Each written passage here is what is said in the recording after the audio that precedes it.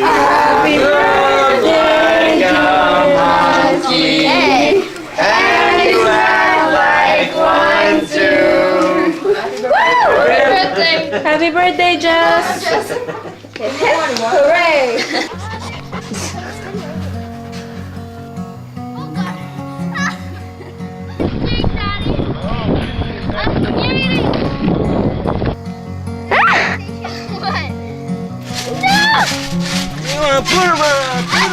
Hey, watch, we're gonna run you over. Daddy, watch out! Hey, watch my toes. I'm good at rolling over the Hey, big, watch my toes. So, if you could tell your younger self one thing or multiple things, what would you tell yourself? Okay, where do I begin? The most important thing I've learned that I would want to tell my younger self is that the older you get, the harder it is to keep that kid's spirit alive, keep your imagination alive. Never let go of that imagination, never let go of that creative spirit, because that is going to be your voice. That's going to be the thing that makes you different. That's what's going to help you tell your story. Oh my god. Why are you laughing? If there was something I would tell my younger self would be to not take my time with my family for granted, because you're only going to see them once a year after you move out, and that's really bad and I miss them.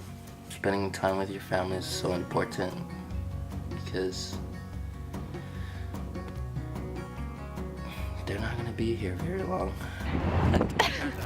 Wow. It's so close. I know. We gotta get some footage here. I saw your head pop up. Save some money so you have options later on. Do good things for your body when you're young and keep it up into your middle age and beyond, so that again you stay healthy. That's the most important thing. If I could tell my younger self something, it would probably be to take life on. We spend so much of our life in fear that we're not going to be good enough, we're not going to be able to do something. I've spent so much of my high school years like not doing things, and I regret that time so much because I wish I could go back to high school and do the things that I wanted to do. I wish I learned to play an instrument. I wish I learned to do different sports.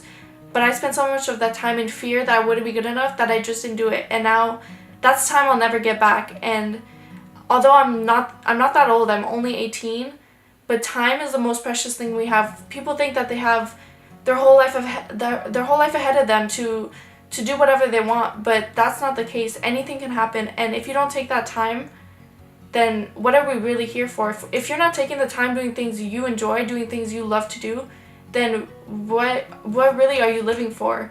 Take this for an example. My mother passed away when I was 9 years old, and her and my father were soulmates.